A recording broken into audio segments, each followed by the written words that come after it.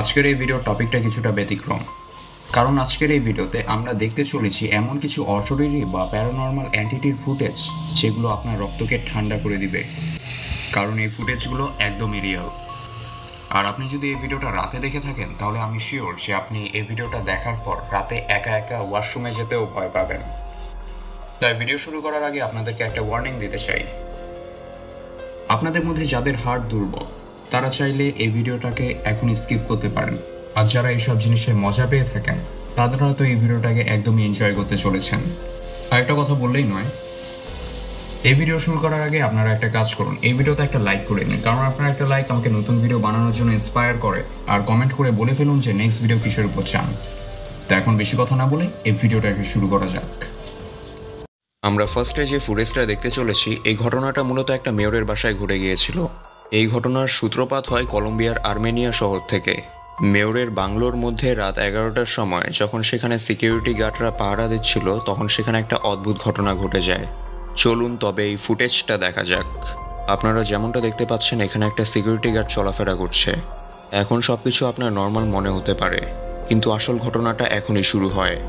দেখতে পেলেন, এখানে কেউ গার্ডকে ধাক্কা দিয়ে ফেলে দিল। এরপর সেখানে আরও গার্ড চলে আসে, কিন্তু তারপরও সেই অদ্ভুত ঘটনাগুলো তাদের সাথে ঘটতেই থাকে। আপনার কি মনে হয় এই ভিডিওটা ফেক না রিয়েল? যদি আপনি আমাকে জিজ্ঞেস করেন তাহলে আমার মনে হয় যে এই ভিডিওটা সম্পূর্ণ রিয়েল হতেই পারে, কারণ এখানে কোনো রকম এডিটিং করা হয়নি। আর এই ফুটেজটা সম্পূর্ণ কলম্বিয়ার মেয়র হাউস থেকে আপলোড করা হয়েছিল। আর কেউ কেনই বা নিজের জনগণকে এভাবে ভয় দেখানোর চেষ্টা করবে? এরপর যে ভিডিওটা আমরা দেখতে চলেছি সেটা একটু ভয়ঙ্কর হতে চলেছে। এই ভিডিওটা মূলত একটা জাপানিজ ফ্যামিলির। এখানে মূলত তারা তাদের কারকে ওয়াশ করার সময় একটা ফ্যামিলি ভিডিও করছিল।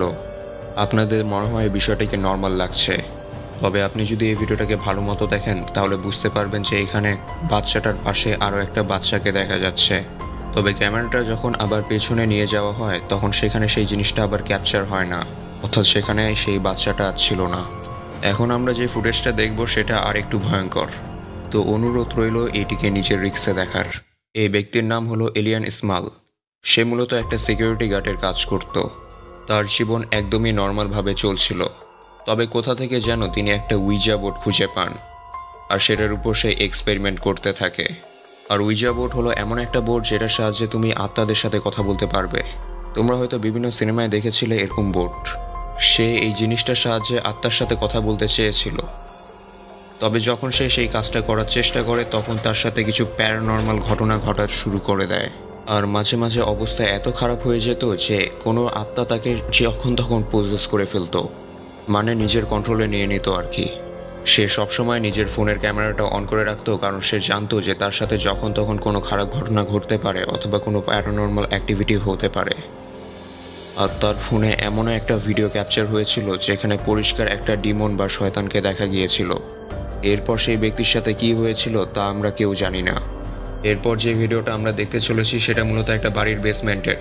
তো এই জিনিসটার গল্পটা কিছুটা এমন যে একজন ব্যক্তি তার পরিবার সহ একটা বাসার মধ্যে বসবাস করত।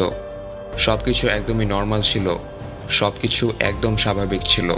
তবে গভীর রাতে সে বাড়ির বেসমেন্ট থেকে কিছু অদ্ভুত অদ্ভুত আওয়াজ আসতে থাকে। তখন সে বাসায় থাকা একটা ছেলে সিদ্ধান্ত নেয় যে সে দেখার জন্য যাবে যে এই শব্দটা আসলে কিসের। তাই সে ক্যামেরা নিয়ে চলে যায় এটা দেখার জন্য যে এখানে কোনো প্যারানর্মাল ঘটনা ঘটছে কিনা। তবে সে যখন বেসমেন্টের নিচে যায় তখন সে সিঁড়ির সামনে কিছু হাত দেখতে পায়। সে আবার নিজের সাহসকে পুনঃ একত্রিত করে, আবার সে সেটা দেখার জন্য চলে যায়। সে যতই বেসমেন্টের নিচে নামছিল হাতগুলো ততই গায়েব হয়ে যাচ্ছিল। আসলে এটাকেই বলা হয় সাহস। ওর জায়গায় যদি আমি থাকতাম তাহলে তো অবশ্যই সেখান থেকে পালিয়ে যেতাম। আপনারা হলে কি করতেন প্লিজ কমেন্টে বলুন। এই ঘটনাটা মূলত ফিলিপাইনের একটা হাসপাতালের মধ্যে ঘটে গিয়েছিল। রাতের বেলায় এখানকার খালি ওয়ার্ডগুলো থেকে অদ্ভুত অদ্ভুত আওয়াজ আসতে শুরু করে। তো একদিন মূলত একজন ব্যক্তি সেখানে ভিডিও করছিল। যখন সে তার ক্যামেরাটা বেডের নিচে নিয়ে যায় তখন সে সেখানে দুটো পা দেখতে পায়। আবার যখন সে তার ক্যামেরাটা উপরে উঠায় তখন সে দেখতে পায় যে সেখানে কেউ ছিল না। প্রথম প্রথম সে সেটা খেয়াল করেনি, তবে যখন সে ভিডিওটা দেখছিল তখন সে এটা বুঝতে পারে। এরকম প্যারানর্মাল ঘটনা সবসময় আমাদের মাঝে ঘটতে থাকে, কিন্তু কিছু জিনিস আমাদের চোখে পড়ে, আবার কিছু জিনিস আমাদের চোখে পড়ে না। আশা করি আপনাদের এই ভিডিওটা অনেক ভালো লেগেছে। যদি এই ভিডিওটা ভালো লেগে থাকে তাহলে অবশ্যই একটা লাইক, আর খুব ভালো লাগলে বন্ধুদের সাথে শেয়ার করতে একদমই ভুলবেন না। আর কমেন্ট করে অবশ্যই বলবেন যে নেক্সট ভিডিওটা কোন রিয়েল লাইফ আর্মাল লেজেন্ডের উপরে আপনারা চান। তো ধন্যবাদ, দেখা হবে নেক্সট ভিডিওতে। বাই দ্য ওয়ে, আমরা কুচিসাকি ওনার উপরেও একটা ভিডিও বানিয়ে রেখেছি, আপনারা যদি সেই ভিডিওটা দেখতে চান তাহলে দেখে নিতে পারেন।